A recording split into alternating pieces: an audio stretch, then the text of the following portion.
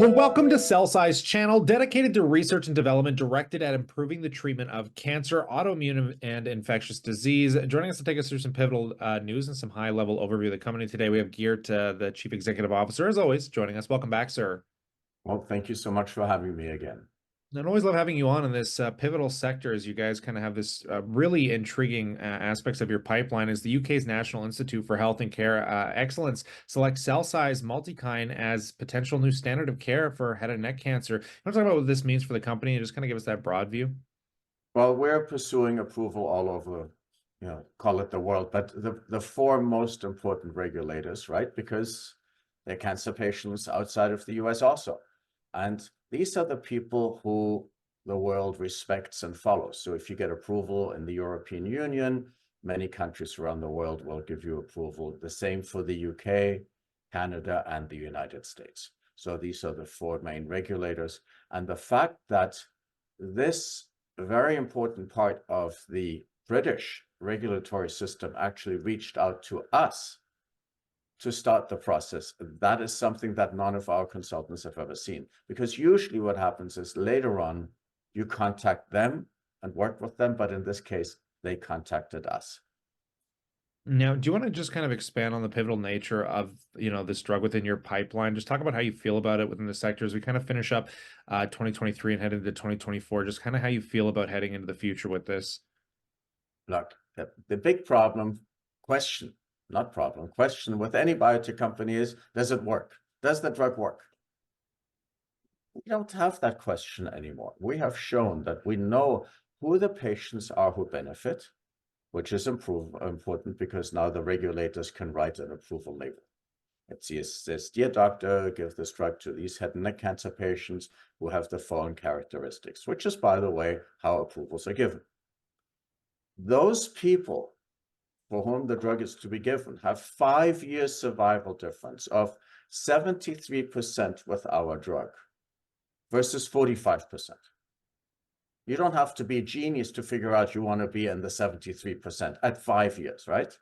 So no safety issues, no toxicity issues. What's important also to remember is what people tell me all the time. Was it the drugs that are being used, or was it the cancer that killed my mother, my father, my sister, right? We don't have any of these issues. And so it's very nice to see that the British regulators are very open and interested in us. Yeah, this is absolutely fascinating. And you also just kind of put yourselves in a good position to end the year. You kind of closed on 5 million in cash. How do you feel about the balance sheet side? What is this cash kind of going toward? Look, all biotechnology companies need to raise capital.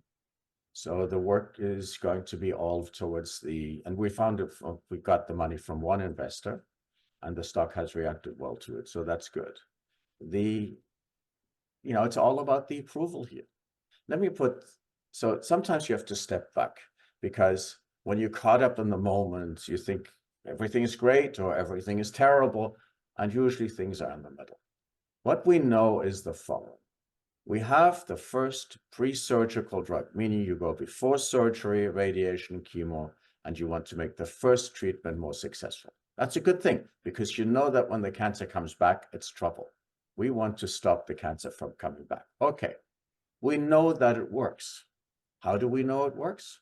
Because statistics attach to the numbers, and the statistics are so good that literally you could chop half of them off and they would still stand tall.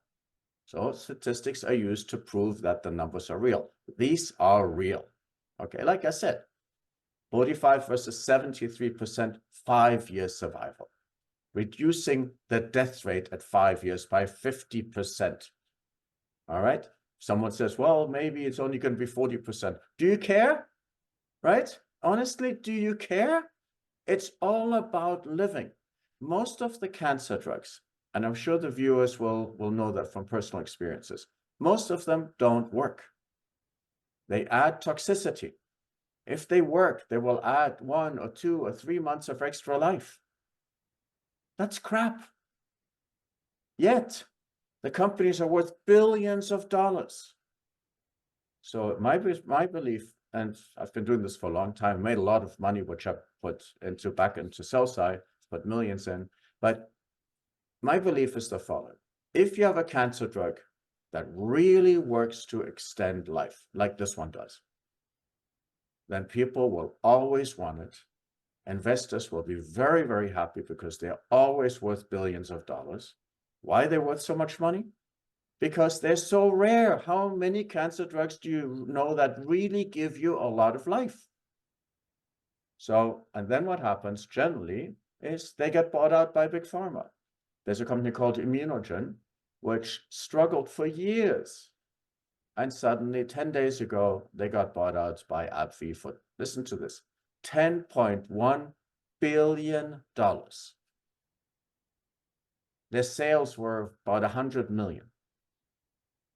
So remember, the few cancer drugs that actually work, that actually give you a lot of extra life, end up being very important for patients. And that means they're very important for pharma companies who buy them up. I gotta say, this is very intriguing to say the least. But as catalysts and news continue to come into play, I'll pass it off to the viewers to consider subscribing for those updates when it hits the wire. But on that note, as always, we look forward to catching you in the next one.